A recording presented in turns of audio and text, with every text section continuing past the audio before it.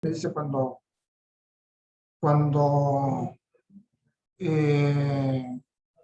iniciemos, ¿sí? Perfecto.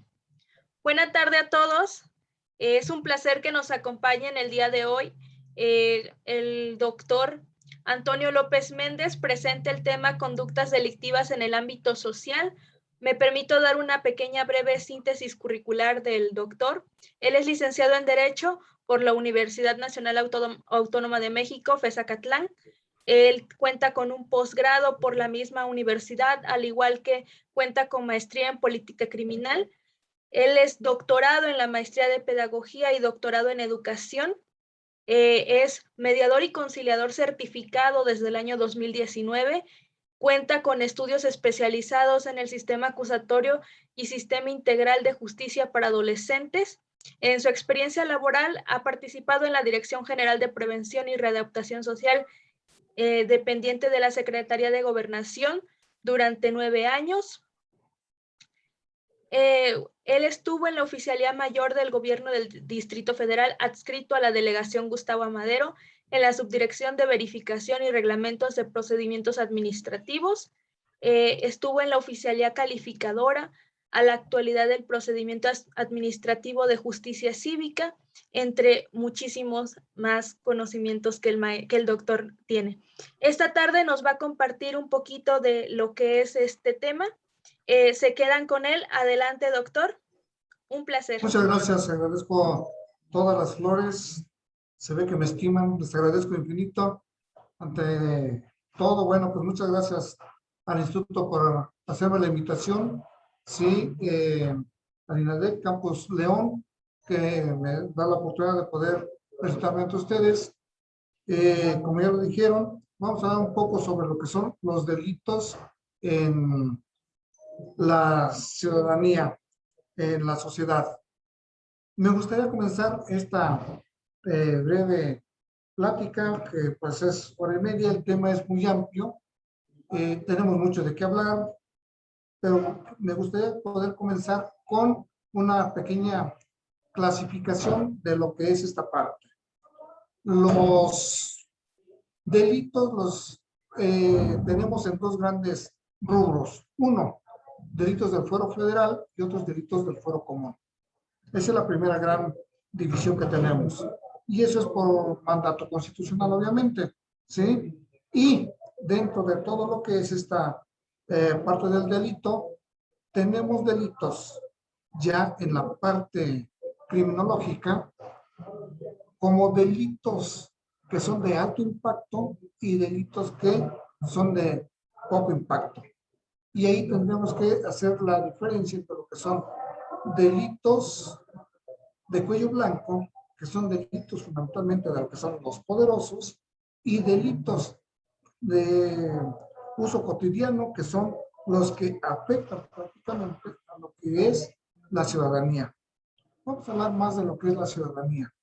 No es porque los otros delitos no sean importantes, por supuesto que lo son, claro que lo son. Sin embargo, los delitos de cuello blanco son delitos de los poderosos que nos conllevan a una situación muy fuerte, pero afecta fundamentalmente a lo que es la parte de la nación. Entonces, por eso quería hacer esta primera diferenciación. Es una gran diferencia entre lo que son esta parte de la criminalidad de cuello blanco con respecto a la criminalidad, digamos, común u ordinaria. No es lo mismo aquella persona que va en el transporte o que va caminando y es seguido de lo que sería la persona que le arrebata el bolso, que le arrebata el teléfono, que le quita lo que es la lab, ¿sí?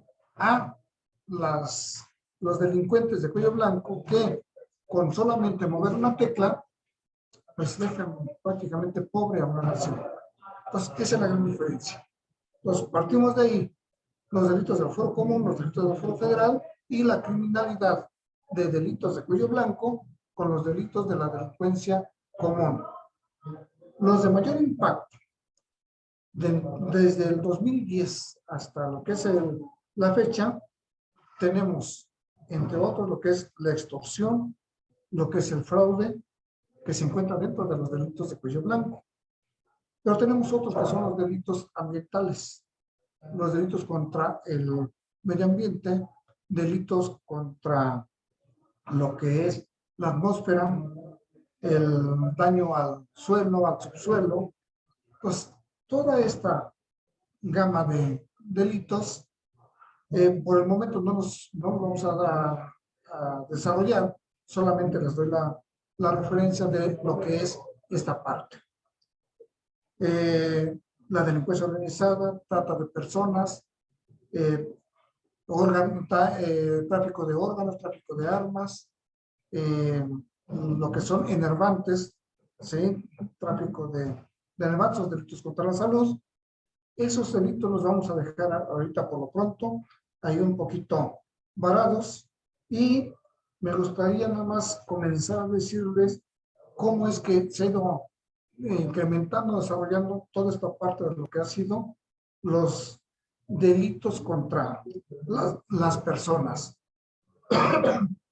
En esta parte de lo que son los delitos contra las personas, el instituto que se encarga de llevar a cabo todo este registro, y que ustedes lo pueden consultar en el momento que quieran, yo no les voy a inventar nada, solamente les voy a hacer la referencia de lo que es lo que nos dice el INEGI. Y el INEGI nos dice a través de lo que es la encuesta nacional de victimización y participación sobre seguridad pública. En esa parte, nosotros vamos a partir que lo último que tenemos en la parte estadística nos lo da hasta junio del 2015. Hasta junio del 2015 tenemos ahí lo que es esta parte de lo que el INEGI nos dice a través de la encuesta nacional de victimización y participación sobre seguridad pública. Eso es importante que lo tengamos ahí. Entonces, en esa fase, las estadísticas nos dicen, con todo esto, que los robos, los delitos que más se han incrementado son fundamentalmente robos. Robos, sobre todo asalto a lo que es la calle o transporte público, robo parcial o total de vehículos, robos a casa, habitación, otros tipos de robos, ¿sí? Como lo que es, decía yo, transeúntes en lo que es la calle, ¿sí? Pero los de más impacto son en transporte público, ¿sí? Los de asaltos en casa de habitación, robos de automóviles, totales o parciales, y otros robos, digamos, que son menos relevantes. En el caso de lo que son los robos en el transporte público, si nosotros hiciéramos un comparativo de lo que fue el 2010 al 2013, vemos que se incrementaron de manera exorbitante.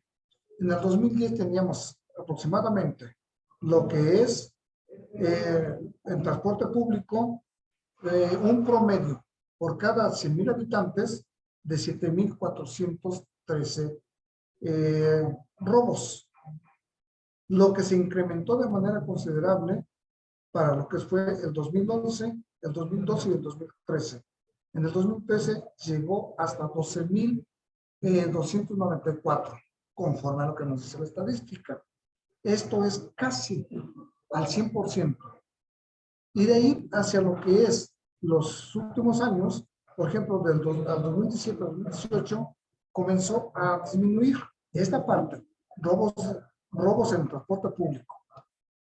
Y eso nos llevó a que en lo que nos dicen los encuestadores del INEGI que para poder llevar a cabo toda esta encuesta se hicieron entrevistas en 102,197 hogares.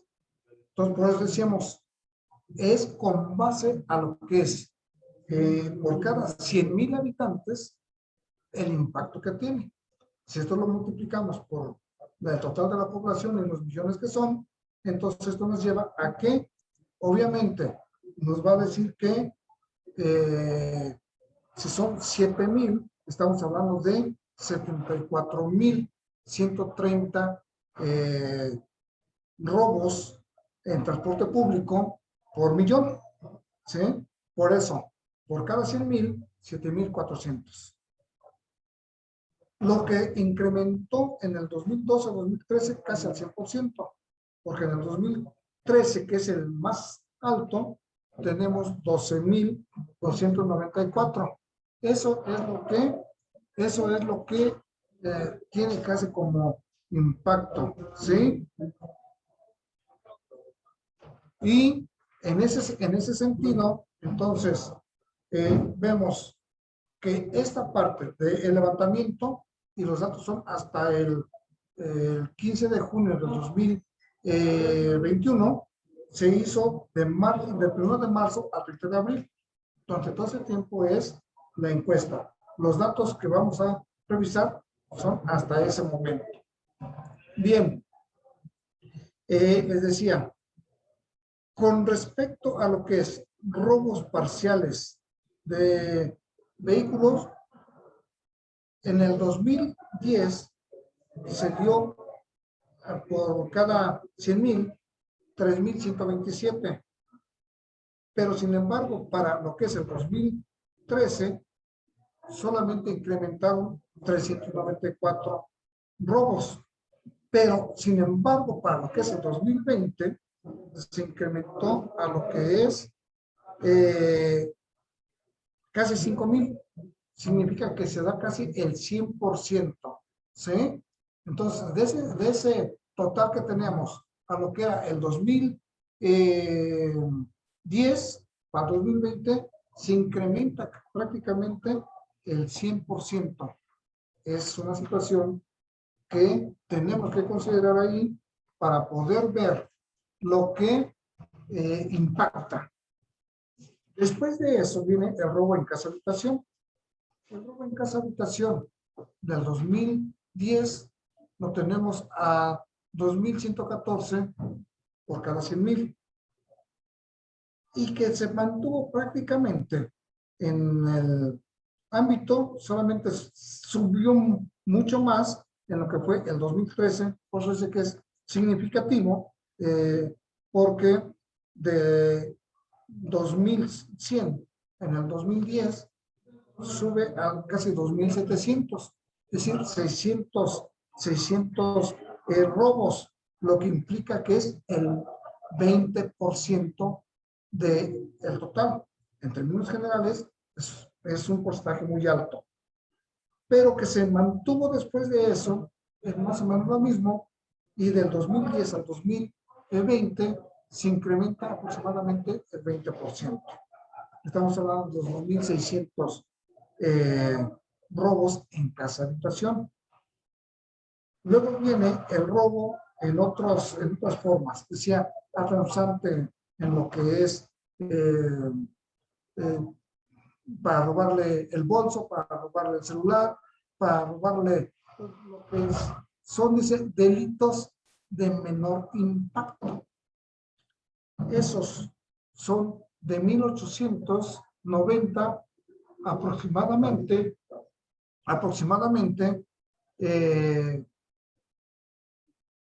lo que es la parte de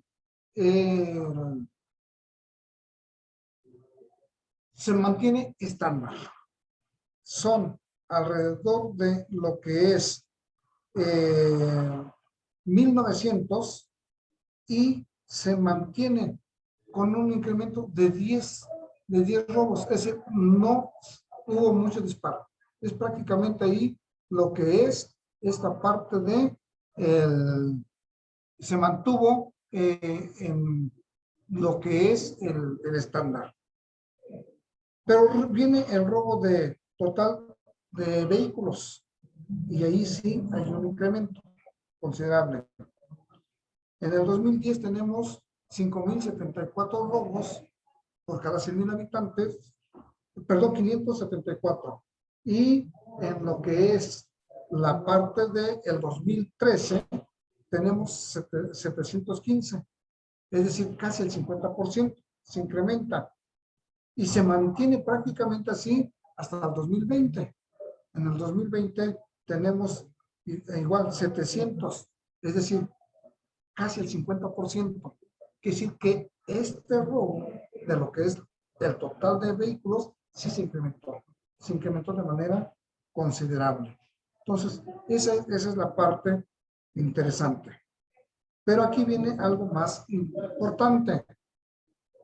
Del total de lo que tenemos como robos, del 100%, solamente se denunció el 5%. Estamos hablando que el 95% del total no se logró reportar. Es la cifra negra. ¿Sí?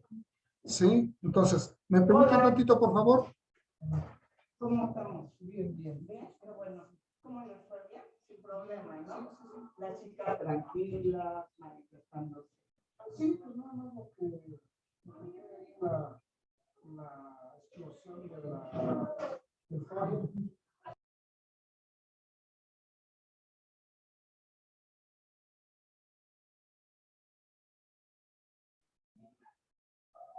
Estamos de regreso. ¿Sí? Estamos aquí. Bueno. Adelante, doctor. Gracias. Les decía, todo lo que tenemos de las denuncias que se hicieron y solamente equivale a lo que es el 5%. Significa que la cifra negra es altísima.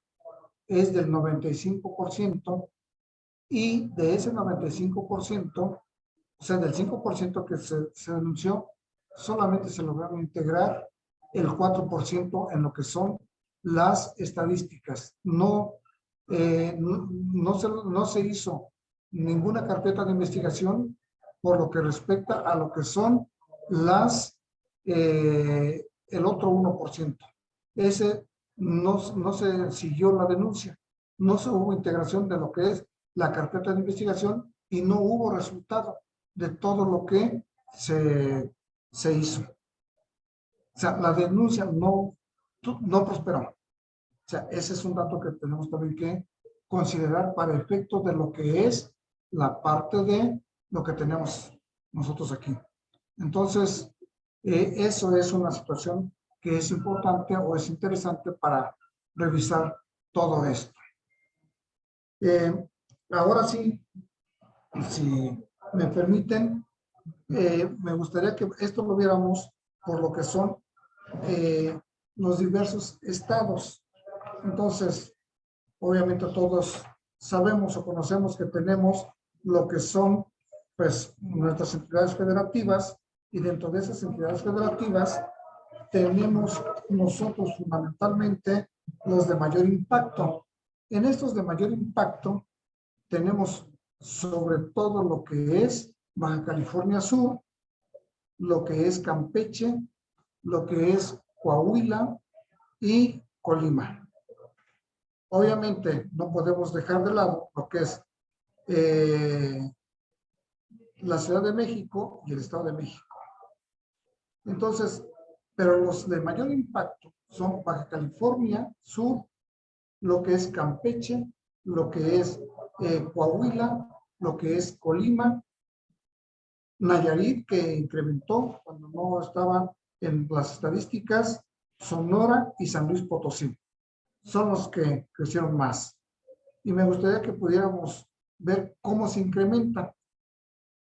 Esta comparativa es del año pasado con respecto a lo que es el presente año. Entonces, en Baja California Sur, los delitos, ¿sí? Por lo que son, por lo que hace a las víctimas, tenemos un total de 15,900 en lo que es el 2019 y se incrementó a 19,600, es decir, hay un incremento de más del 23%. En Campeche, el número de víctimas son 16,900 y para lo que es el siguiente año son 20,700. Hay un incremento del 22,6%. En Coahuila tenemos una cantidad de víctimas de 17,450 con respecto a 20,630, igual un 18%. Colima, con un incremento del 13,5%. Esto es, teníamos 20,000 víctimas con 20,270 víctimas en el 19, que se incrementa a prácticamente 23,000 en lo que es el siguiente año. Pues es muy alto. Y lo que es en Hidalgo, un incremento del 21%, de 16,600 incrementa a 20,100. Entonces, es también considerable. Nayarit, 30%, es bastante. Y de 13,700 víctimas que teníamos a 17,900, es bastante el impacto. ¿Sí? Y San Luis Potosí, una victimización de 20,000 a 24,300 para el siguiente año, incremento del 21%. Y Sonora, de 21,600 a 25,000, incremento del 15%, del casi 16%. Pues, esos son los datos fuertes que tienen lo que es el mayor impacto. Y curiosamente, tanto, por eso les decía yo, tanto la Ciudad de México como el Estado de México tuvieron un decrecimiento. La Ciudad de México, que es uno de los más altos, con 37,250 víctimas para el año 19, para el siguiente son 33,300. Hubo un deceso de lo que es la victimización del 10%, 10,5%.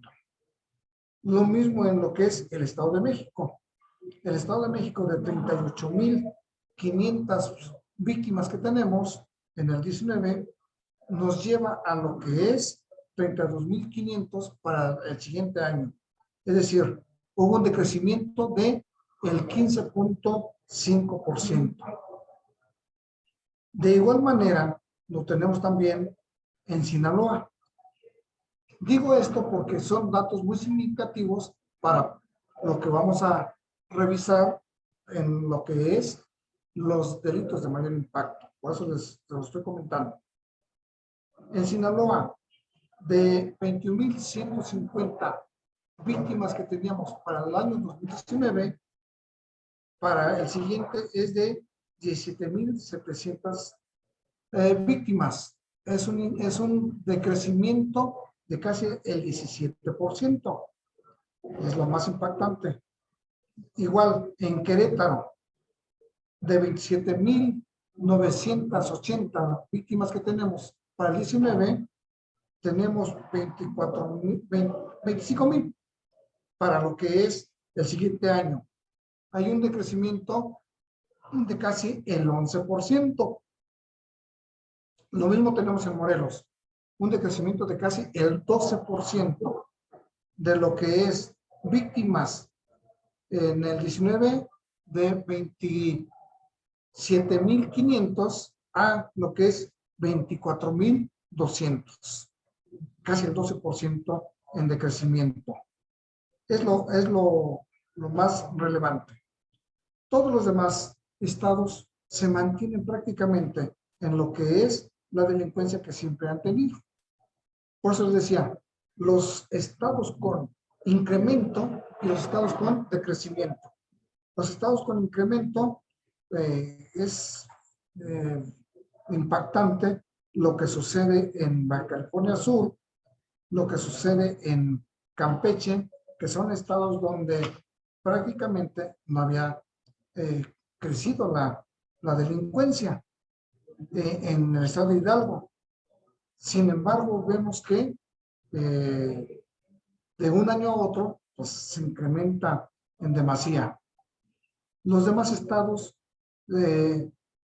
lejos de incrementarlo, pues decía yo que es importante la Ciudad de México, es importante el Estado de México y otros estados que están prácticamente en el centro de daños, Querétaro, Morelos, que era un estado con mucho impacto en delincuencia, Sinaloa, que es otro estado que ha tenido mucho impacto en lo que es la delincuencia. Entonces, se mantienen más o menos de manera estándar. ¿Sí? Bien, para pasar a lo que es esta parte de lo que son ¿cómo impacta? Decíamos, la victimización para lo que es el 2020, en un término absoluto, si hacemos la estadística general, y digamos que se reparte del país, en una delincuencia absoluta, estamos hablando del total de la población de aproximadamente 10.4 millones. Repartidas por los hogares, nos lleva a un porcentaje de el 28.4 millones. En la tasa por cada 100,000 habitantes, tenemos que en promedio, lo que es el 2020, son 23,500 víctimas, donde el mayor número son mujeres. Y en esa parte tenemos más de casi 11 millones de víctimas que son mujeres y 10 millones que son varones. De ahí entonces que nosotros digamos que este impacto que hay en lo que es las víctimas, donde el mayor número son mujeres, quiere decir que entonces tenemos que algo creció dentro de lo que es el hogar. Y esto es fundamentalmente por lo que es la pandemia que vivimos todavía. Si ustedes recuerdan, la pandemia comienza allá por marzo del 2019, tiene un punto álgido en lo que es el 2020, comienza a bajar en el 2021 y pareciera ser que en en el 2020 y comienza a tener un punto nuevamente relevante en lo que es los últimos meses. Entonces, esto es importante y se da sobre todo en lo que es víctimas por violencia intrafamiliar. Y esta parte de la violencia intrafamiliar pues tiene un impacto fuerte porque prácticamente la violencia intrafamiliar no se denuncia. Las denuncias que llegan, y que es lo que registra ahí INEGI, se da en lo que es el 93%. Quiere decir que el 7% solamente fue denunciado. Y de ese 7% se integraron carpetas de investigación solamente en el 5%. Es decir, quedó un 2% ahí, que sí es la denuncia, pero no se continuó. O bien porque la víctima ya no quiso, o bien porque no se dieron los elementos suficientes para poder continuar con lo que es la integración de la carpeta de investigación. Eso es una parte muy importante. ¿Sí? Bien. Entonces, en este sentido, lo que nosotros vemos es que el incremento que se da, sobre todo en la optimización hacia lo que son las mujeres, de una manera directa nos impacta lo que es la pandemia que vivimos, 19-20, y que tiene su repercusión obviamente en lo que es el 21. Por eso es que la mayor parte de las víctimas son mujeres. Pero en todos los demás años fue todo lo contrario. El mayor número de víctimas se da en lo que es la parte de los varones. Siempre son el mayor número varones. Casi es al 70-30. Es decir, 70% del total de las víctimas son varones y solamente el 30% es mujeres. Pero esto se invierte, sobre todo en violencia intrafamiliar, en lo que es el 2019 al 2020. Y entonces el número es incrementa. El mayor número de víctimas son mujeres, 11 millones contra 10 millones. Pero les decía, en los años anteriores, sobre todo del 2012 a lo que es el 2017, el mayor número de víctimas son varones. Y aquí es un dato importante. Para este momento, lo que es la estadística última, nos dice que el total de tasa de víctimas es de 25,121 víctimas en promedio total por cada 100,000 habitantes. Pero en lo que es el 2012 al 2017 se da una tasa de 27,000 a una tasa de casi 30,000. En el 2012 son 27,337 víctimas, que es lo que nos arroja la estadística, con respecto al 2017, que son 29,800 víctimas. O sea, es un incremento fuerte,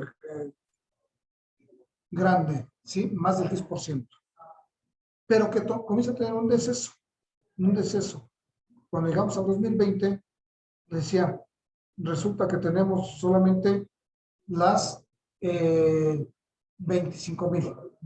Entonces, tenemos ahí un receso y una recuperación. Y en el caso de lo que son víctimas, fundamentalmente por cuestiones de, si hacemos el comparativo entre hombres y mujeres, en el 2020, les decía, víctimas mujeres, de acuerdo a lo que nos arroja la estadística de comunicación social del INEGI, tenemos 22,000 víctimas mujeres contra 25,000 víctimas de hombres en el general. Es decir, ya como en total. En cuestiones de víctimas por violencia, tiene el mayor número las mujeres, ¿sí? No los varones. Pero en la estadística general, sigue siendo lo que es los varones. 3,000 aproximadamente. Con respecto a lo que es el año anterior, las mujeres tenemos 23,400 contra 26,400. Tenemos ahí la diferencia de los 3,000. En el 18, 27,000 con respecto a 29,500. Y los años de mayor victimización se da en el 2017, en el 2016 y en el 2013. Del 2013 al 2018 tenemos ahí el mayor número de víctimas, tanto en mujeres como en hombres. Les doy el dato. 27,000 en el 18 contra 29,000 varones. 17, 28,000 contra 31,000, lo que es 17. Es decir, el número es muy significativo. En el 16, 27,600 contra 30,000. En el 15, 26,500 contra 30,100. En el 14, 27,100 contra 29,400. En el 13, 26,400 contra 30,300. En el 12, 25,300 contra 29,500. Si nos percatamos, todas las cifras, todas sin excepción, nos dice que el mayor número de víctimas son varones y no mujeres.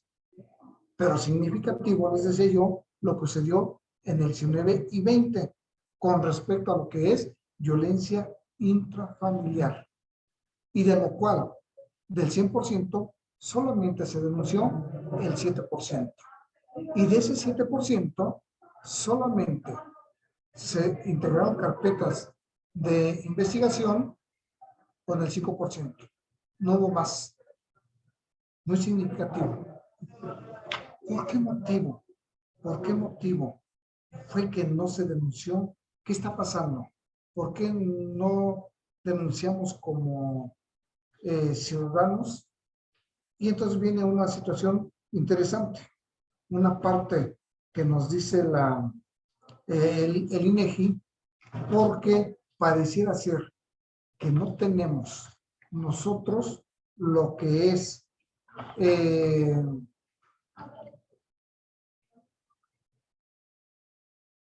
confianza en las autoridades. Y eso es muy significativo.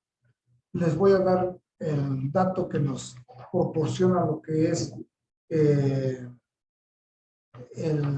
INEGI, y nos dice que de lo que es el total de las policías, pareciera ser que en los que menos confiamos es en la policía municipal. Es la que menos confianza tiene por parte de lo que es la ciudadanía. Y eso es, pues obviamente, muy significativo. ¿Sí? Nos dice la estadística que la policía que menos confianza tiene, decía, es la policía municipal. Y nos dice que la desconfianza en la policía municipal, en la policía, en lo que es tránsito, es del 74%. Muy alto. Y quien más confianza, o en quien más confianza tiene lo que es la ciudadanía, es en la Marina, en el Ejército y en la Guardia Nacional. Y dentro de estos tres, el que tiene mayor confianza es la Marina. Y entonces dice, sí, efectivamente, ¿sí? Dice, el 80% de la población confía en lo que es la Marina, que es lo contrario de lo que nos dice la policía municipal. Dice, la desconfianza que tenemos hacia la policía municipal, o sea, tránsito, dice, es del 80%. Se invierte totalmente con lo que es la Marina. Ahí el Ejército tiene la aprobación del 75% y la Guardia Nacional del 74%. Después de esa parte, dice, en quien menos confiamos es en la policía de tránsito, después en la policía municipal, y los que tienen un alto índice de desconfianza son los jueces. Una cuestión interesante, ¿sí? ¿Por qué es que no confiamos en los jueces? Me parece que es porque los asuntos que se llevan son de manera tortuosa. Y cuando es de manera tortuosa, pues obviamente la gente no quiere denunciar. Y eso es muy significativo. Los jueces tienen una desconfianza del 65%. es decir, solamente se confía el 35%. Después de ahí le sigue la Policía Estatal. Hay una desconfianza del 63%. Después, el Ministerio Público, o sea, las fiscalías, tienen la desconfianza de lo que es el 62.5%. La Policía Ministerial, o lo que antes era la Policía Judicial, el 60% de desconfianza. Y la Fiscalía General de la República con el 55%. Considerable, muy considerable. Entonces, en este sentido, ¿sí? Vemos que también nos hacen la tabla comparativa. Los que consideran que hay mayor índice de corrupción, porque ese es el punto, son las mujeres. Los varones consideran que hay menos corrupción. Sin embargo, ¿sí? Dice, ¿quiénes confían ahí en el caso de lo que es del porcentaje que yo les había dicho? ¿Sí? La confianza es del 80%. Sin embargo, nos dice que las mujeres solamente confían en un 21%, los varones en el 17%. Dice, perdón, desconfianza. Entonces, hay más desconfianza por lo que es las mujeres que los varones. En el ejército, el 26% las mujeres y 23% los varones. La Guardia Nacional, el 28% las mujeres y el 24% los varones.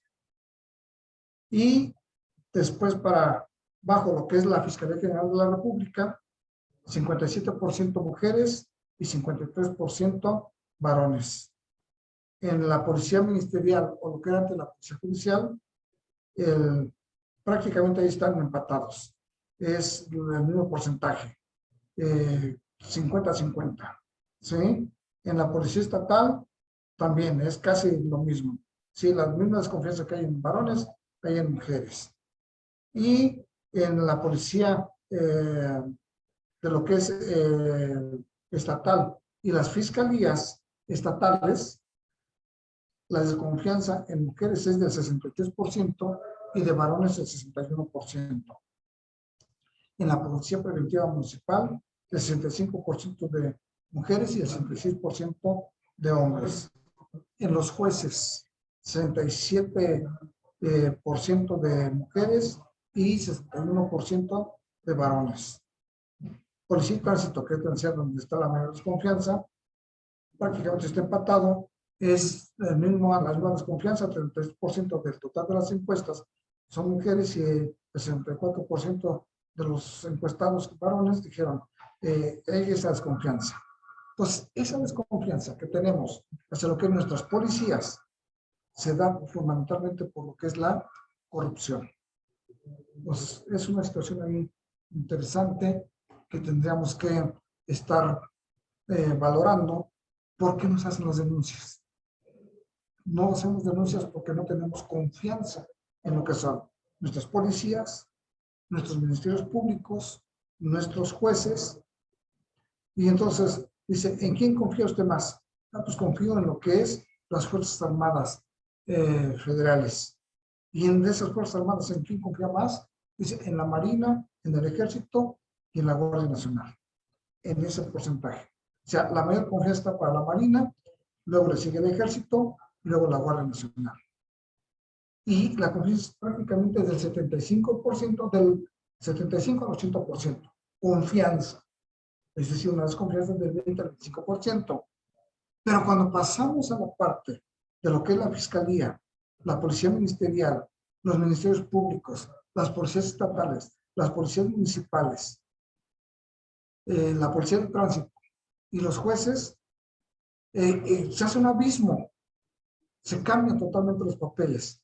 Entonces, la desconfianza a la Fiscalía General de la República es del 55%, es decir, solamente el 45% cree en lo que es la Fiscalía. En la Policía Ministerial, el 60% no cree. Entonces, es una situación grave. En el Ministerio Público, el 63% de la población no cree. Lo mismo en lo que son las policías estatales. Es el 63% que no cree, pero cuando llegamos a los jueces, eso se incrementa mucho más. El 65.5% de la población no cree. Eso explica por qué no se hace la integración de los que son las carpetas de investigación. Y crece mucho más cuando vamos a la Policía Preventiva Municipal y a la Policía de Tránsito. Entonces, en la Policía Preventiva tenemos el 65.5% de la población que no cree y el 74% en la Policía de Tránsito que no cree. ¿Sí? Significa que pues, el 25% de la población son los únicos que dicen, bueno, pues sí, sí creemos. ¿Sí? O sea, los datos que nos dicen, pues está bien, sí los vamos a creer. De todo esto que les acabo de mencionar,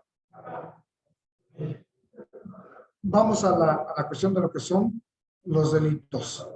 Les decía yo,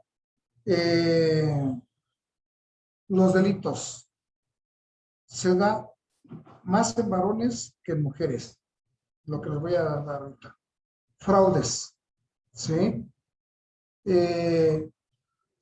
Por cada 100,000 habitantes se dan 5,400 fraudes por lo que son mujeres contra 6,500 por lo que son varones. Extorsión, 4,700 en mujeres y 5,700 en lo que son varones. Delitos sexuales, obviamente aquí los llevan las mujeres. 3,150 contra 250 atentados contra varones. O sea, es un abismo, totalmente, ¿sí? La mayor parte es contra mujeres. Amenazas verbales, se da más igual en varones que en mujeres.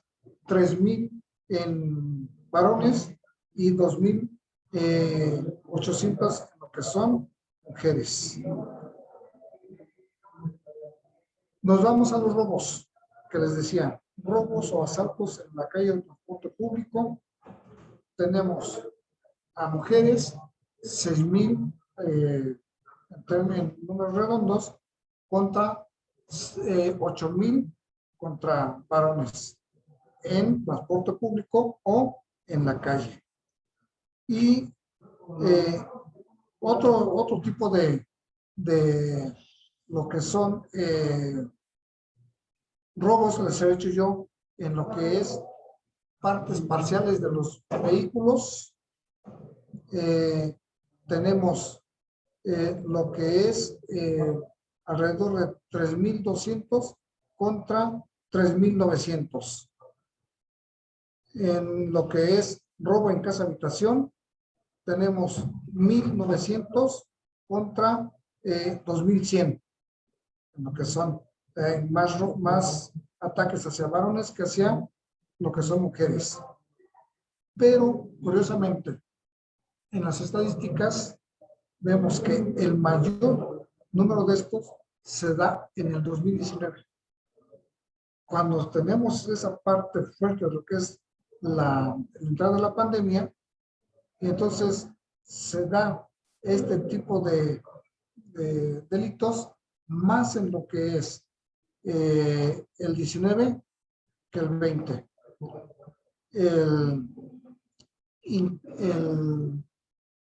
La forma como se puede representar es en lo que son delitos en transporte público, hay una diferencia de 22%, lo que también es significativo en la parte de lo que son los fraudes y la extorsión.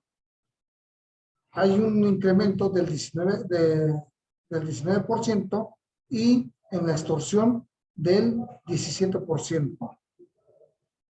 Y los robos parciales de vehículos son de 10% con respecto a lo que es robos totales, que es del 5%.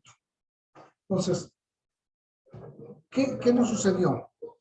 Que durante la pandemia pareciera ser que la mayor parte de la victimización se replegó a la casa. Por eso es que el incremento en lo que es violencia intrafamiliar se da más en lo que es casa.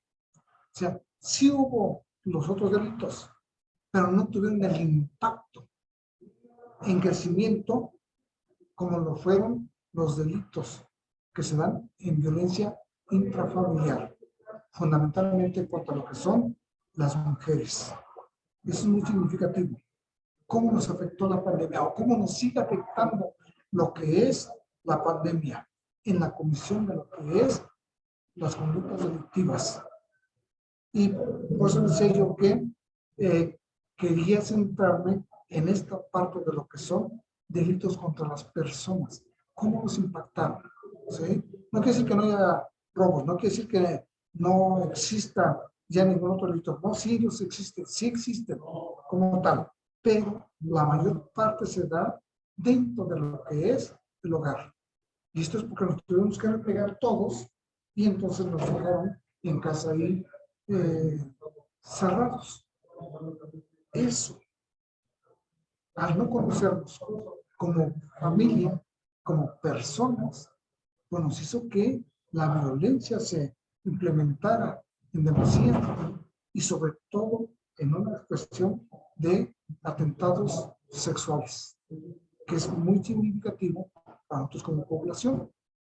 Si a eso le aunamos que hay una desconfianza terrible que tenemos hacia lo que son nuestras autoridades, hablando de jueces, hablando de la fiscalía, hablando del Ministerio Público, hablando de las policías, que son los primeros respondientes y son los que se enteran de lo que son las conductas delictivas. Por eso es que la población dice, pues ¿para qué denuncio? Si no se va a llevar pues, ninguna situación de lo que yo estoy denunciando. No va a haber ninguna repercusión. Y entonces pareciera ser que el victimario dice, pues entonces no tengo ninguna consecuencia.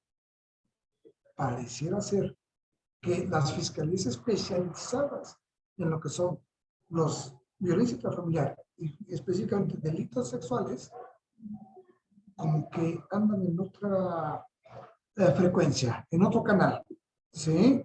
Entonces dice, bueno, sí te voy a atender, pero necesito que vengas bastante golpeada, necesito que realmente sea ahorita, me traigas la evidencia, ¿verdad?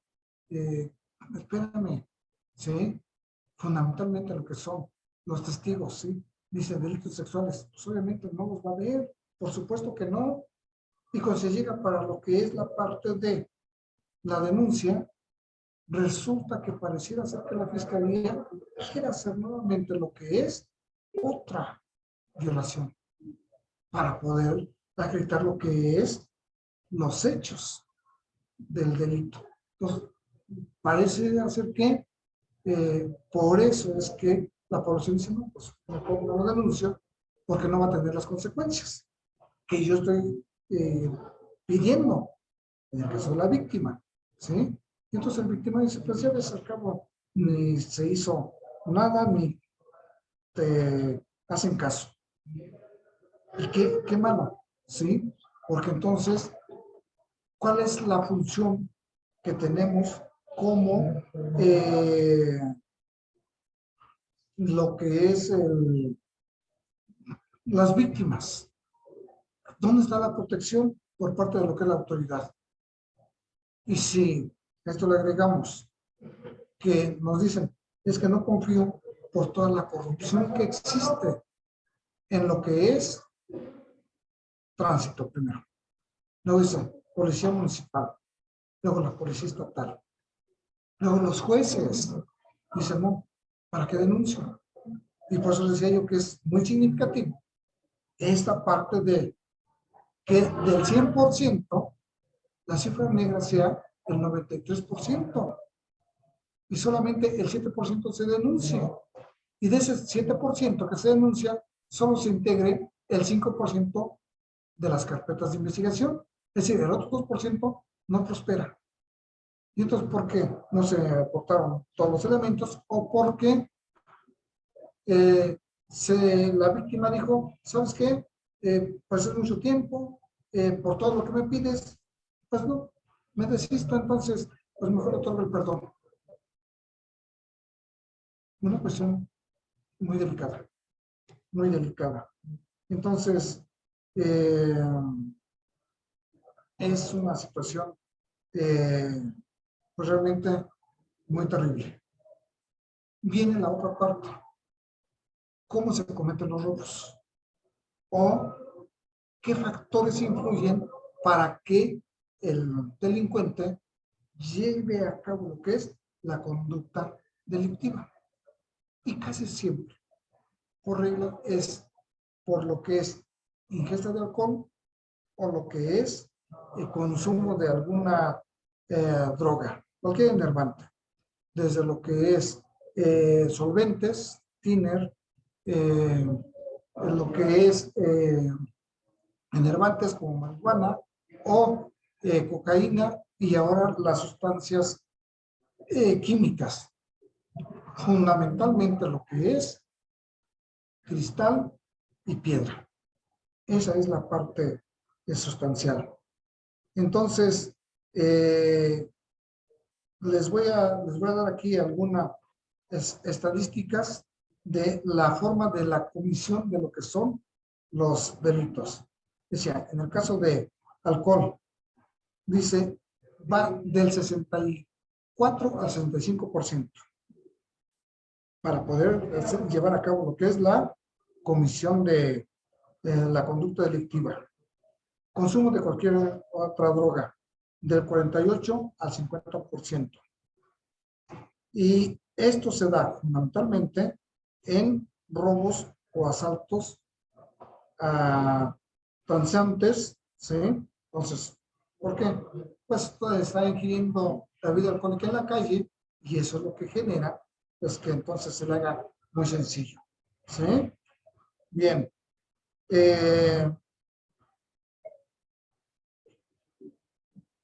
Con lo que es armas de fuego, ¿sí?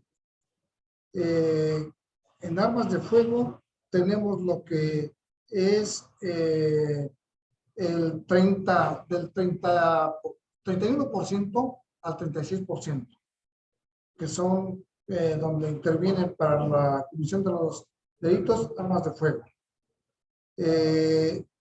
Y cuando se pregunta, bueno, ¿y por qué la comisión del delito?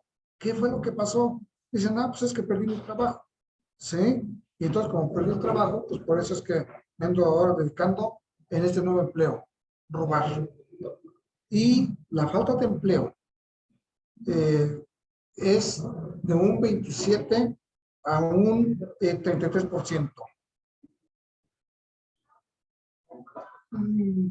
Delitos que se dan por riñas va del 23% al 24%. Delitos donde hay homicidios, del 21 al 28%. Es una situación interesante. Con venta de alcohol ilegal, del 18 al 20%.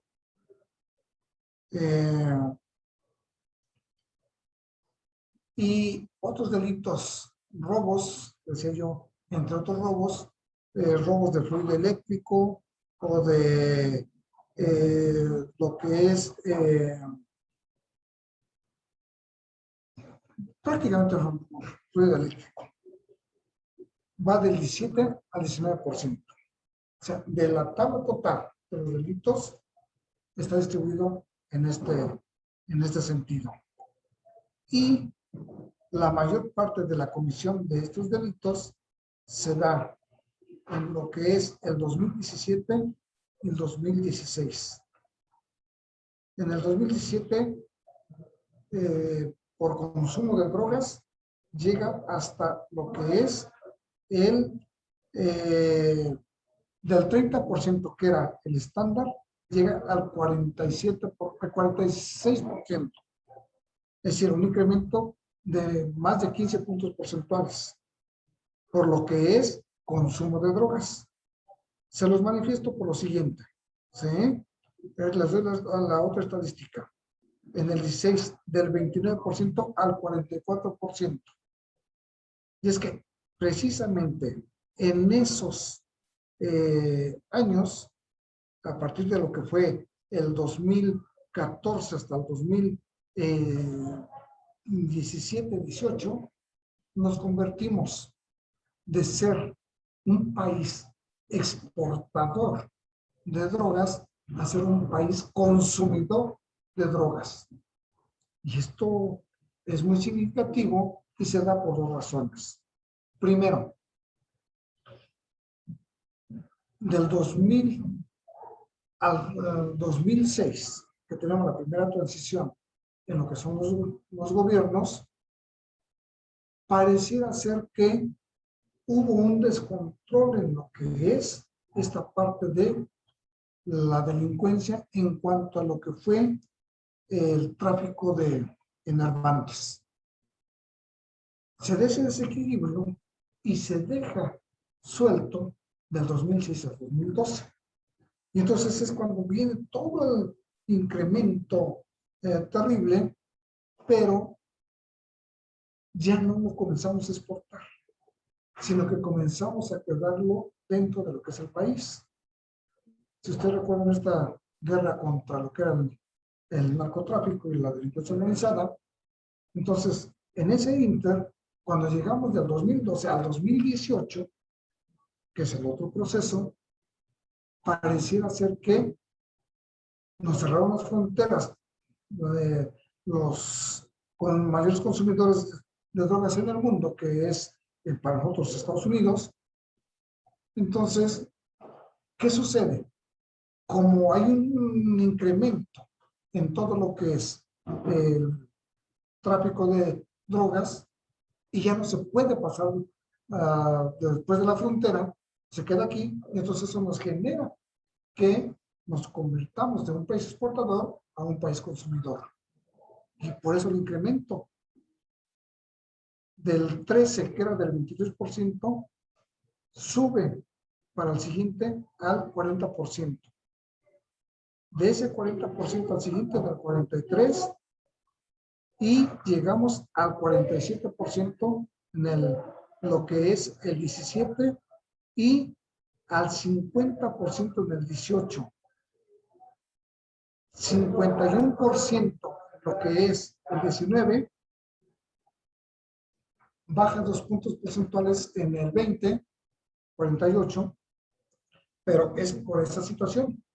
Al momento que se cierran las fronteras, para que todo lo que son los servicios que no se ponen siquiera aquí, sino que vienen desde lo que es fundamentalmente Centro y Sudamérica, específicamente lo que es Colombia, se quedan aquí y entonces nos comenzamos a convertir en consumidores y hasta antes de lo que es el 2000 se consumía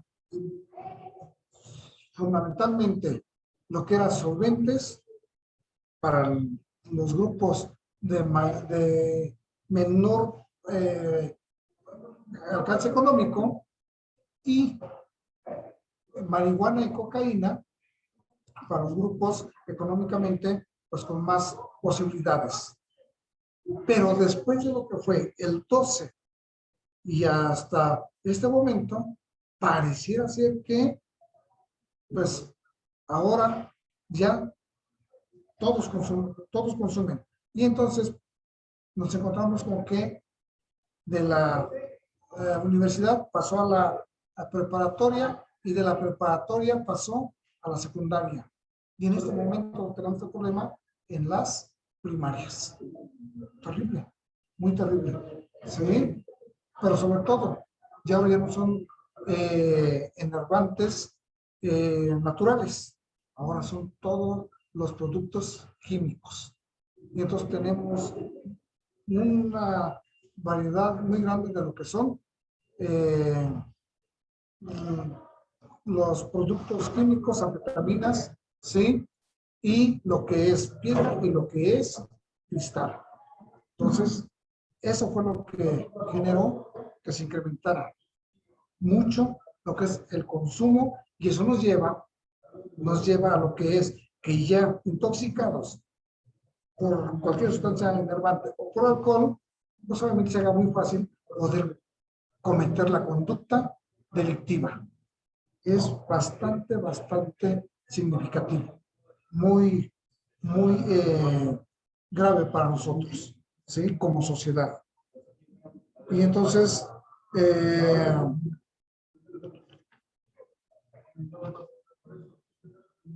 cuando se da toda esta parte, el mayor mercado de consumidores es de menores de edad, desde 12 años hasta 18 años.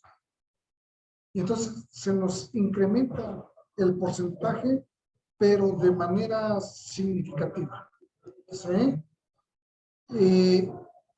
Después de los 18 años, el otro grupo que consume muchos enervantes es de los 18 a los 25. El otro grupo es de los 25 a los 30. Y comienza a hacerse una disminución después de lo que es de los 35 hacia lo que son 45 y de 45 a lo que es 60. Entonces ya el consumo es mínimo, pero es muy significativo y por eso se los manifiesto, porque cuando nosotros estamos llevando a cabo lo que es esta parte de la estadística en la población, vemos que quienes más consumen son los jóvenes. Y esto es por dos razones también muy significativas. Primero, descontrol familiar y falta de oportunidades para lo que es el empleo. Cuando tenemos esta falta de oportunidades para lo que es el empleo y la falta de acceso a lo que es recreación, pareciera ser que esto nos lleva precisamente a lo que es el incremento de la delincuencia. Por lo tanto, tendríamos que estar pensando en lo que es qué hacemos para el fomento de lo que son empleos, qué hacemos para el fomento de lo que es esparcimiento y qué hacemos para que no haya desintegración en lo que es la familia. Son las tres cosas ahí fundamentales, ¿sí? Pareciera ser que esa integración familiar es lo que más nos pega. Nos pega el empleo, pero más nos pega lo que es la desintegración familiar. Esto nos llevó a que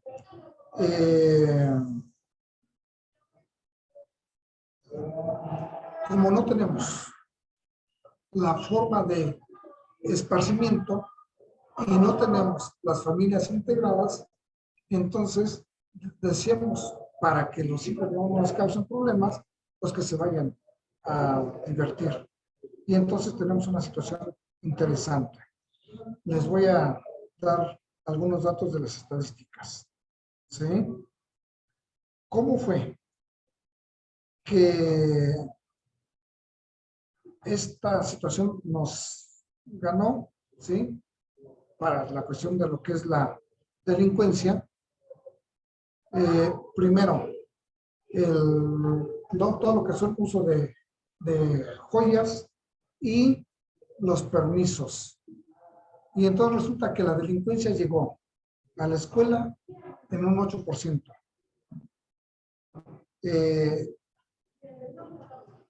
Los asaltos por cuestiones de telefonía, 16%.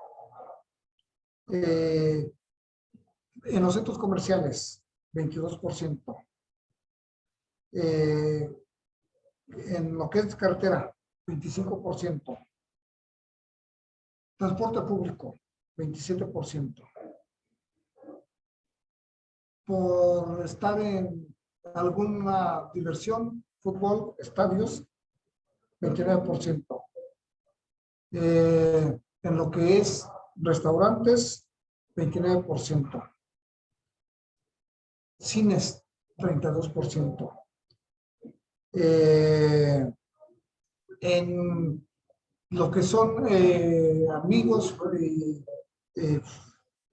lo que son familiares, en ese traslado para visitar a nuestras familias, 34%. Tarjetas de crédito. Y aquí quiero hacer un paréntesis. En las tarjetas de crédito, sobre todo en lo que es el banco, es el mayor número, y luego los cajeros, 34%.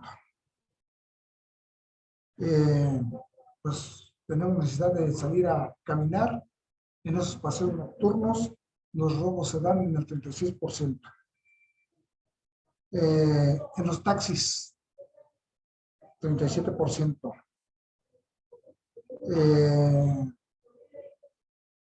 Salir en el transporte, dinero en efectivo, 46%. En las salidas nocturnas a algún centro, alguna fiesta, 49%. Por uso de joyas, 55%. Y les decía yo, en los menores, ¿sí? Cuando se les permitió que los menores salieran, todo esto, son las víctimas más vulnerables, y los robos se incrementan ahí el 66%. Es una situación muy terrible. Entonces,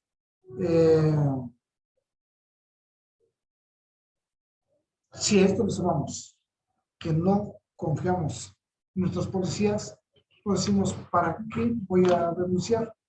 Primero, no me van a hacer caso. Y segundo, ¿cuánto tiempo voy a perder? Y eso que voy a perder, es lo que digo, no lo denuncio. Y por eso es que las denuncias son mínimas, prácticamente nulas.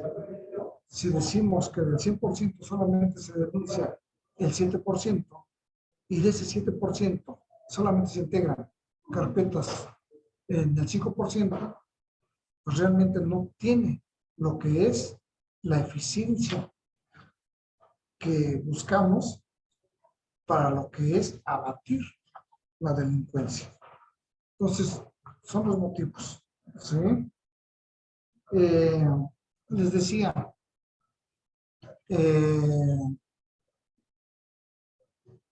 casi la mayor parte de la falta de denuncias es por la inseguridad que tenemos hacia lo que es nuestras policías. La corrupción que hay con ellos y la falta de castigo que hay con respecto a cuando yo hago la denuncia. Entonces, si hago la denuncia y no se le castiga, y eso lo sumamos, la corrupción y la inseguridad que vivimos, pues sabes que, pues no, mejor no hago la denuncia, y eso ha hecho que muchos, en algunos estados,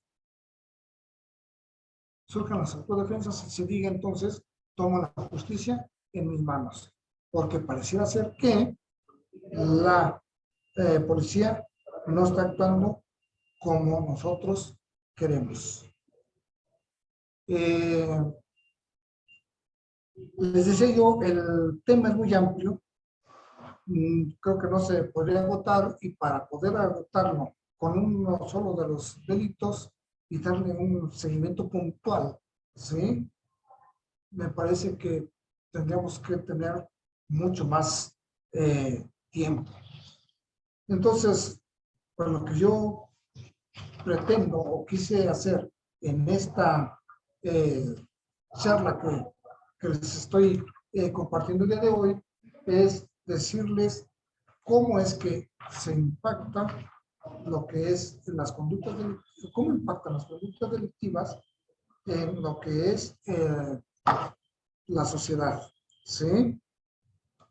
Y los costos que esto implica también. Nos dice la encuesta nacional sobre victimización por la falta de seguridad que por la cuestión de la inseguridad se gasta para ellos lo que es el 1.85% del total de lo que es el Producto Interno Bruto, que significa que para lo que es atender al crimen se gasta alrededor de 280,000 millones de pesos, que del Producto Interno Bruto representa el 1.85%.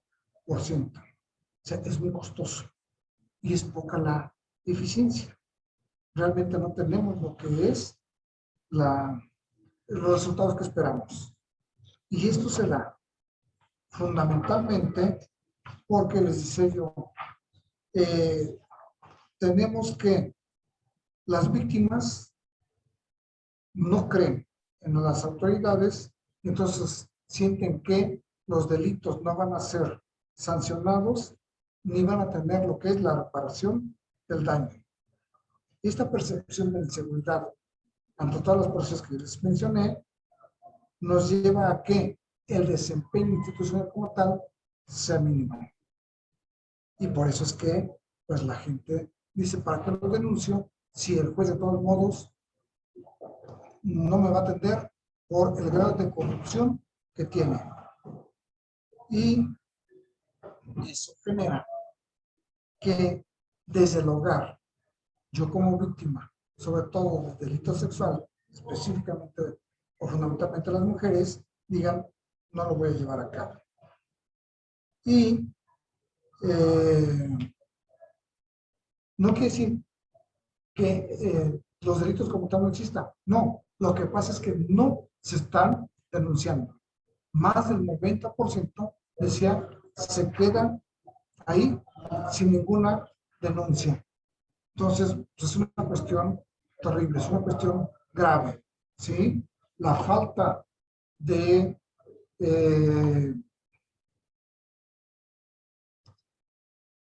seguridad que yo como ciudadano tenga para decir que la autoridad va a proceder o va a cumplir, va a integrar la carpeta que yo le estoy dando con los hechos, no lo va a hacer, entonces por eso digo, no lo anuncio.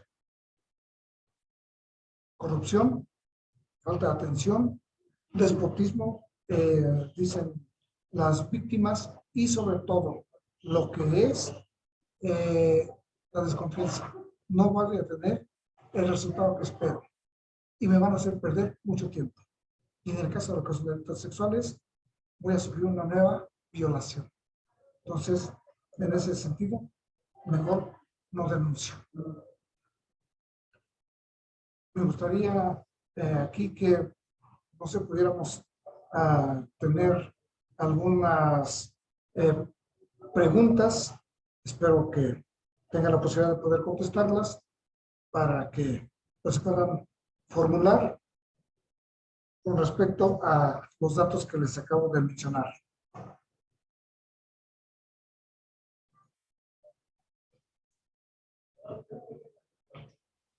Adelante, si alguien tiene alguna duda, puede levantar la mano o abrir su micrófono para hacer alguna pregunta o algún comentario con el doctor.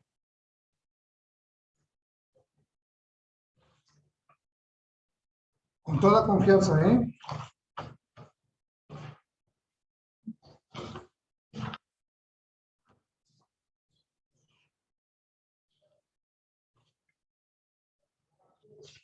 No hay dudas, no hay preguntas.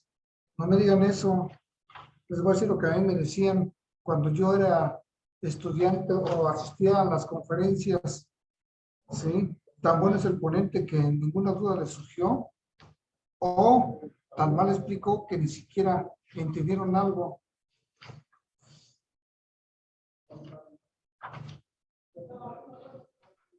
Si no pueden abrir su micrófono, pueden escribir la pregunta en el chat, por favor, y ya se la hacemos al doctor.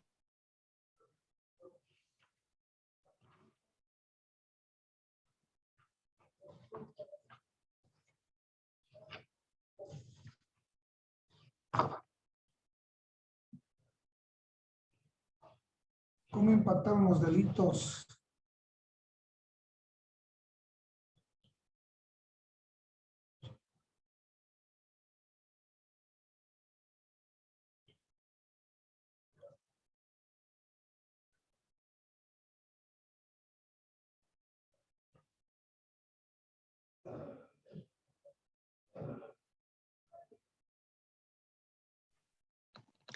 Nos hace una pregunta la licenciada Virginia.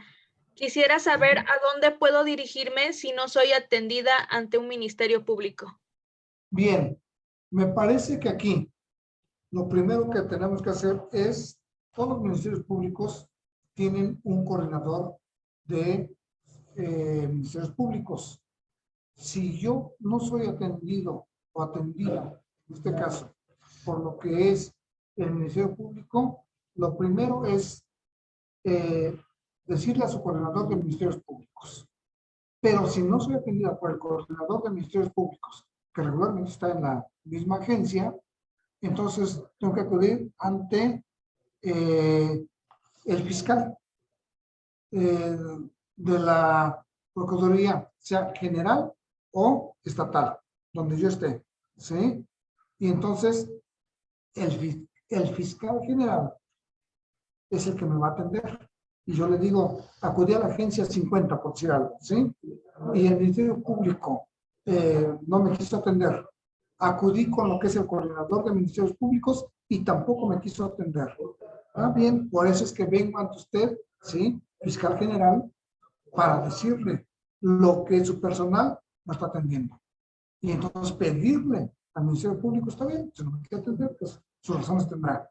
Nada más me puede proporcionar, por favor, su nombre y ya, con eso. Voy a entrar al coordinador, no aparece el coordinador por las razones que sea, ¿sí? Dicen que se aparecen como los cometas, por ahí de vez en cuando. Bueno, digo, busqué al coordinador y no lo encontré tampoco, entonces, por eso es que acuda usted. Si no, hay otra.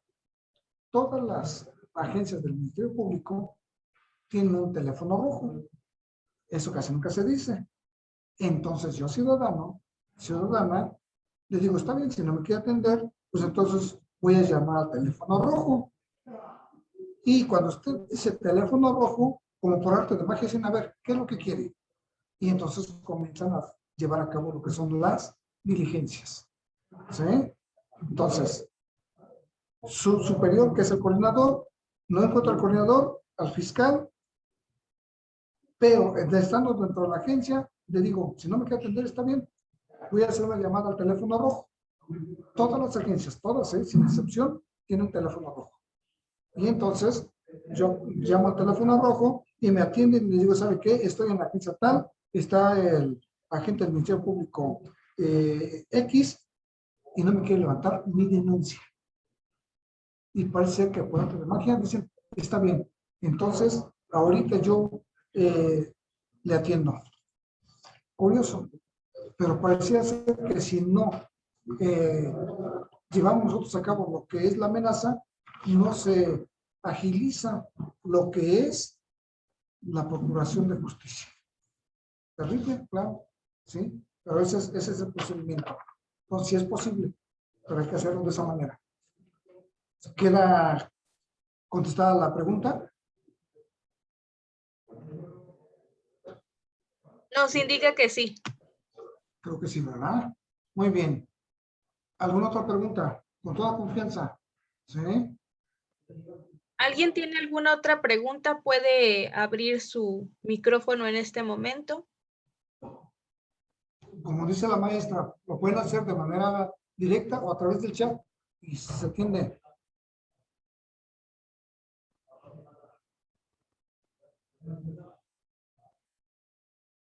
Nos dice la maestra Blanca Morales, excelente conferencia, muchas felicidades. Muchas gracias. gracias. Muchas gracias, muchas gracias. La licenciada Pilar nos dice gracias, magnífica ponencia. Bueno, si ya no hay ninguna otra pregunta, recuerden que también se queda abierto el grupo todavía de WhatsApp por si tienen después una duda y quieren preguntarle al doctor, nosotros le hacemos llegar sus preguntas y Claro, ya con gusto. en el chat les estaremos dando las respuestas a sus dudas. Si no hay ninguna otra pregunta, muchísimas gracias, doctor. Le agradecemos por haber estado esta tarde con nosotros en esta charla. Próximamente habrá otra ponencia de hechos de tránsito terrestre con el capitán Cosío. Esperamos que nos acompañen este 30 de noviembre. También se va a realizar la apertura de diversos diplomados, el diplomado de perito evaluador de bienes inmuebles. Ahorita ya se está llevando a cabo el diplomado en informática forense. Tenemos también el diplomado en morfopsicología. Tenemos el diplomado en grafología científica. Tenemos el diplomado en hechos de tránsito terrestre y toda la oferta educativa se les estaremos enviando en su correo y también en la página de Facebook estaremos haciendo las publicaciones.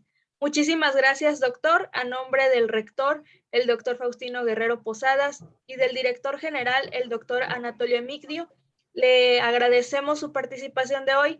Les agradecemos a todos ustedes el habernos acompañado el día de hoy y las constancias se estarán entregando el día lunes. Muchísimas gracias. Muchas gracias a ustedes, a todo el cuerpo directivo por la invitación. Les agradezco. Muchas gracias. Enhorabuena. Que sea para bien. Muchas gracias, doctor. Hasta luego. Excelente noche a todos.